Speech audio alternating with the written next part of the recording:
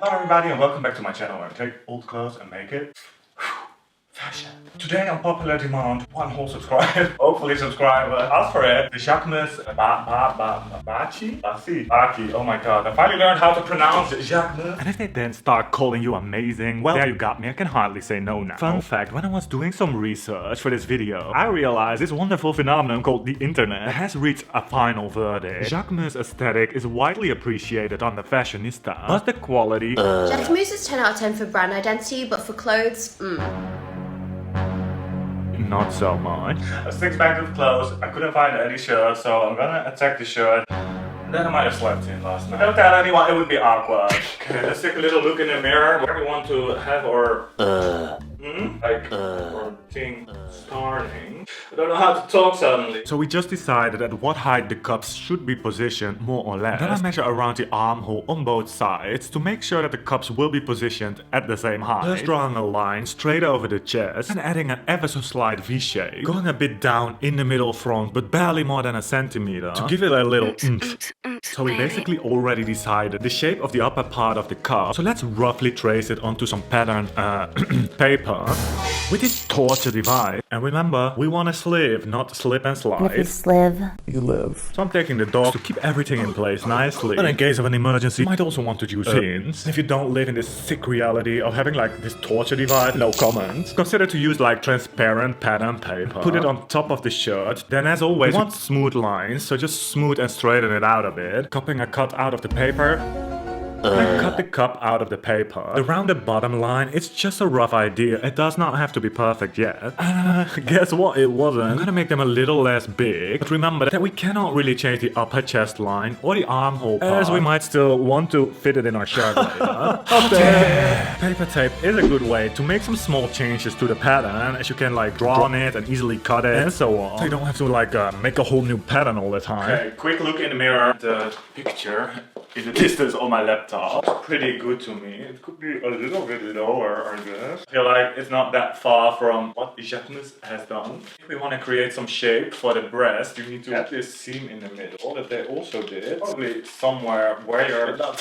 Where is it? Oh, here. Can't feel my nipple no more. Somewhere where the middle of your nipple is, I guess. So, it's a Sunday. Honestly, this is very spontaneous. Do not have underwire. I'm not even sure if they have that here in the sewing store. But luckily, my neighbors put literally everything in bags on the street, and it has underwire. Technically, it's probably not gonna be the right shape, so that's fun, obviously. Oh no, it's metal. I thought it was plastic. Thank God it's metal, so I guess we can shape it a little bit. Let's try it out.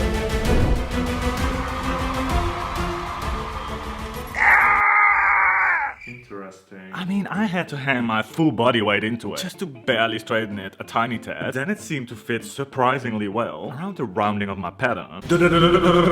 Disclaimer. I honestly never really sewed any cups in my life. I'm basically freewheeling it a bit, but if you have any hot tips, leave them in the comments. If you want to create a round cup, you do need to have those seams. However, I think I went a little bit wrong, taking out space, almost like a dart, in the bottom, which I couldn't do in the top, but still had to fit in the shirt. So instead of rounding the seam by taking away, you're probably better off just adding curve and not taking anything away from the pattern. Though if you are a bit on the flat-chested side too, you might want to skip this seam altogether. It will make your life a little less of a pain in the boob. Or even better, just clip the whole cups. I just discovered it's on trend again, apparently. That way, children, you can go home now. Then, chop chop, let's chop it up. Cutting it totally apart. Don't worry, darling. It's all gonna make sense in a second. We're creating extra space for the ruching kind of pleating situation. As we will need some extra fabric for that, we have to cut the pattern in wherever we want the ruching to happen. So I'm sticking the pieces down with the extra space in between onto a new paper to create a new, bigger pattern. We want to keep the nature of the shape the same so that we can ruche it back into the original shape later. And if you decide to skip this middle seam and make it more of a flatter cup, everything is gonna be exactly the same, but instead of two pattern pieces, you just have one big pattern piece. Putting the pieces more or less parallel, but if you want to replicate the original Jacquemus shirt better, you might want to add a little more space in the bottom than in the top. There's a bit more pleating happening there. So now we have two bigger, beautiful pattern pieces. But, what stands out, children? Well, pattern drawing is like life. Everything has consequences. Since we're a sort of adults now, we have to deal with it. Me rounding the middle seam resulted in the lines being a little screwed up. So I'm straightening them out again, so that when we sew it together, they will still be straight lines. I realized a little bit on the late side. We want to keep the smaller pattern pieces, because we're gonna use them as the facing for the inside. So I'm assembling the chop top pattern again. So yes, we're gonna dissect the t-shirt. Oh man, I had to resist the urge to just cut the seams apart. Seam ripping serger seams. It's my least favorite activity in life. But to prevent a whole lot of trouble, don't do that. Get all that patience out of your toes. Well, that took a while to get off. I think there's a better way to do it, but I don't want to, but we're gonna make a sample. We're gonna be adults. One eternity later. Okay guys, I think we're done. I call it the pirate top. I do feel like we're getting somewhere. It's not looking too bad, honestly. I guess because this scene that I created is a little bit round, especially for someone with no chest. Take a little bit out. So basically get a centimeter out here in the middle and then to 0 here in the top. Okay, let's go into real fabric. Real fabric. Don't fuck it up, okay? I'm gonna create like a more supportive kind of interfacing out of a piece of a bit of a more sturdy, non-stretch rest fabric. Those will be cut from the original smaller pattern pieces. Just gonna give us some extra support. Then I cut a layer of facing. So also the smaller pattern and the outside layer. The bigger pattern get also from the good fabric. I don't really get it straight out of the fabric, so I'm just tilting it 45 degrees and hope we survive. Hot tip, don't forget, like certain people in the room, but not gonna say any names. I shall see you later. But we also still have to make straps from the real fabric, so cut wisely. Also, by the way, subscribe and like the video and all that. But that's not what I wanted to say. If you have any idea for another future video, shout in the comments. That's it. You can go now. Trying to concentrate here. So what I'm gonna do is sew the cups together. I'm gonna sew everything on the sewing machine, I think. This is also not gonna really be stretchy anyway, and these might get a little bit thick if everything is sewed. It doesn't really matter that much. Apparently, people nowadays have like a left and a right side or something, which obviously for me was very confusing. I did it like almost right. Wrong. So take that into account when sewing the house together. Double check. Then only for the facing layer, I'm gonna open the seam and zigzag over both seam allowances at the same time. Kind of a finishing that I think I might have made up, just so that later everything lays nice and flat.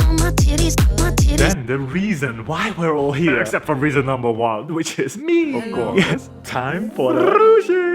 Also cute. Therefore, I'm gonna make helping stitches in the seam allowance where I want to ruche, which is nothing more than a stitch with the biggest stitch length. That I'm not gonna tack down in the end or in the beginning. And then I can pull on the end to help it like ruche. Then I'm gonna sew a little tunnel for my underwire by first drawing guidelines onto the interfacing and then just stitch it together with the facing along those lines. But make sure to leave the seam allowance alone. This is the moment you can still manipulate the pleats a little bit to where you want. So now we have interfacing and facing attached together on the one side. And then we're gonna sew it together with the outside along the curve. I want to do one more thing, understitching, meaning we sew the seam allowance onto the facing. This will make sure that it will be slightly pulled inwards, so that the seam will not be that visible. It's all gonna look a little more, or others would say, professional.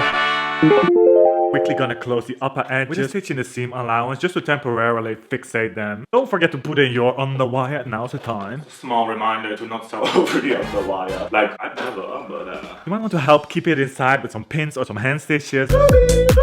Now what, you may wonder? Well, you don't have to get aggressive, we're almost there. I think I'm gonna do the last seams, add these kind of cups back on the serger. That's gonna be just a little bit more durable and look a little bit more nice. I think I can use machine embroidery yarn on the serger.